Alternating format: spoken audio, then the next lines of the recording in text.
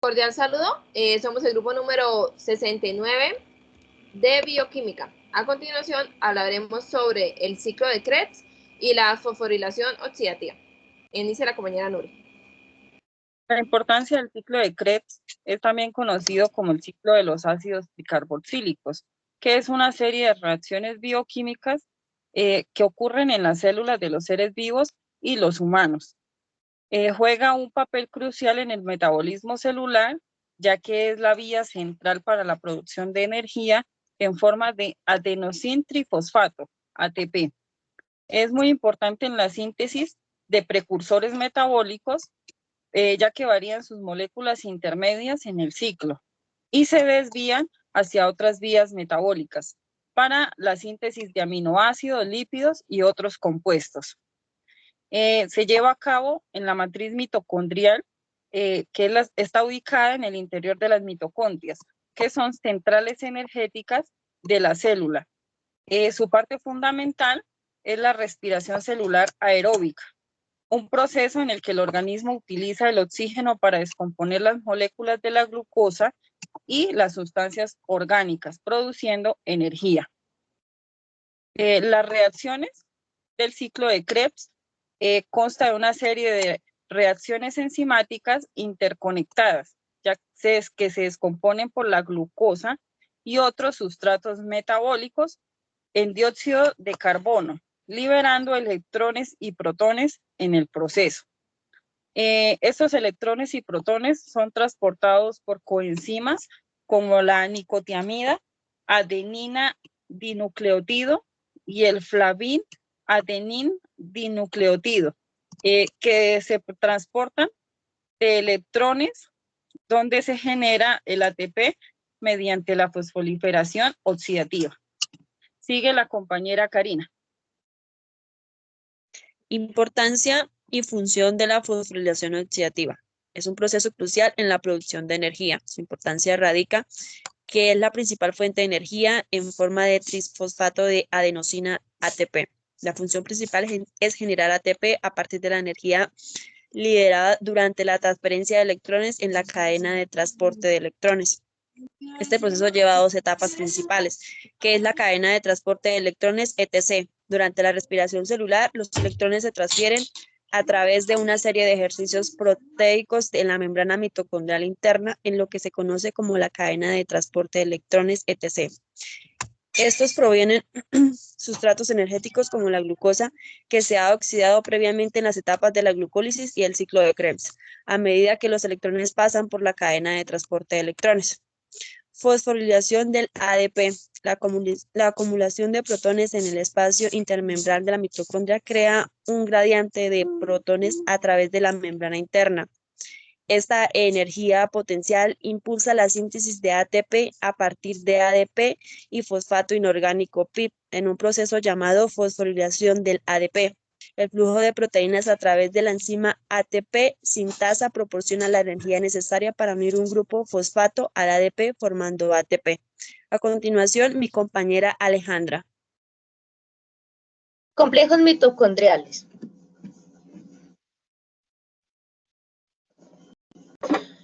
¿Qué son? Los complejos mitocondriales son proteinasas presentes en la membrana interna de las mitocondrias, las estructuras celulares encargadas de producir energía en forma de ATP. Esos complejos desempeñan un papel fundamental en el proceso de la cadena respiratoria, donde participan en la generación de ATP a través de la fosforilación. Clases de complejos mitocondriales. Complejo 1, NADH, deshidrogenasa. Es el punto de entrada de electrones en la cadena de transportes de electrones, recibe electrones del NADH generando en la glucólisis y el ciclo de Krebs. Complejo 2, succinato deshidrogenasa. Este complejo también transfiere electrones, pero su sustrato es el FADH2 que se genera en el ciclo de Krebs. Complejo 3, citocromo S1. Recibe electrones del complejo 1 y del complejo 2 y los transfiere al complejo 4. Al igual que el complejo 1, también bombea protones a través de la membrana mitocondrial interna. Complejo 4, citocromo C oxidasa. Es el último complejo en la cadena de transporte de electrones. Recibe electrones del complejo 3 y los transfiere a una molécula de oxígeno que se reduce a agua.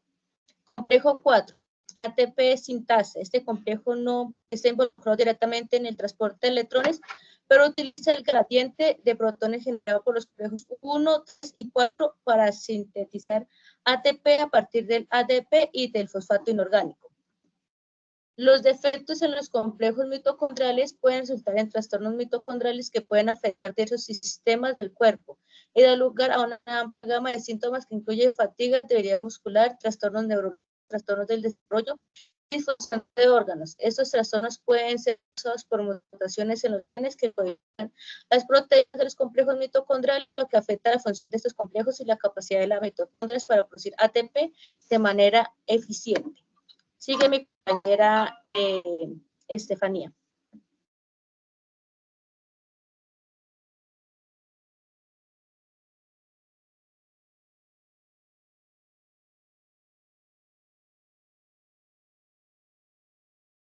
Estructura y funcionamiento de la ATP sintasa. La ATP sintasa es la enzima responsable de la síntesis de una molécula, la cual equivale a la moneda de cambio de energía del metabolismo celular, que es la adenosintrifosfato o ATP. Las enzimas conocidas como ATP sintasas son aquellas con capacidad para generar moléculas de ATP, adenina trifosfato, a partir de ADP, que es la adenina difosfato, y PI, que es el fosfato inorgánico. El ATP está compuesto por una ribosa, como lo podemos ver, y una adenina y 3 grupos fosfato. El ATP es la molécula principal de intercambio de energía entre los diferentes sistemas metabólicos de la célula. Es por eso que su síntesis y por lo tanto la proteína encargada de ello es tan importante. Además, pues es la molécula que proporciona energía química a la célula al convertirse en adenosindifosfato, ADP, por medio de su hidrólisis. Las ATP sintasas funcionan pues gracias a la diferencia de potencial eléctrica entre los dos lados de la membrana en la que se encuentra. La cadena de transporte electrónico asociado a la misma membrana genera gradiente de protones H+. Acá la podemos ver en la estructura, pues, la cual es en una dirección, y la ATP sintasa lo devuelve al interior del compartimiento celular. A continuación, mi compañera Franci.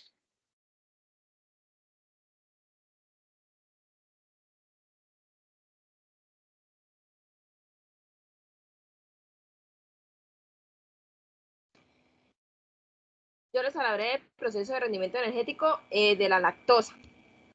Entonces, como podemos ver acá, la lactosa se hidroliza en la glucosa y la galactosa mediante la enzima lactasa. La glucosa se metaboliza a través de la glucólisis produciendo 2 moléculas de ATP, 2 de NADS y 2 de piruvato. El piruvato ingresa a la mitocondria y se convierte en acetil-CoA a través de la descarboxilación oxidativa produciendo una molécula de ATP adicional. El acetil-CoA entra al ciclo de Krebs generando 3 moléculas de NAD y 2 de FAT2 y una de ATP adicional. Los electrones de NAD y FAT2 son transportados a través de la cadena de transporte de electrones produciendo un total de 34 moléculas de ATP mediante fosforilación oxidativa. En total, pues el proceso catabólico produce 38 moléculas de ATP. Como vemos, también hablaremos sobre el rendimiento energético del ácido láurico. Ahí podemos ver el rendimiento. Entonces, el ácido láurico o ácido dodecanoico se activa con el lauroil CoA mediante la enzima acil-CoA sintetasa. El lauroil-CoA entra a la beta-oxidación, donde se divide en acetil-CoA en cada ciclo. Cada ciclo de beta-oxidación produce un NAD y un FAT2 y un acetil-CoA. El acetil-CoA ingresa al ciclo de Krebs y genera 3 NAD y un FAT2 y un ATP adicional.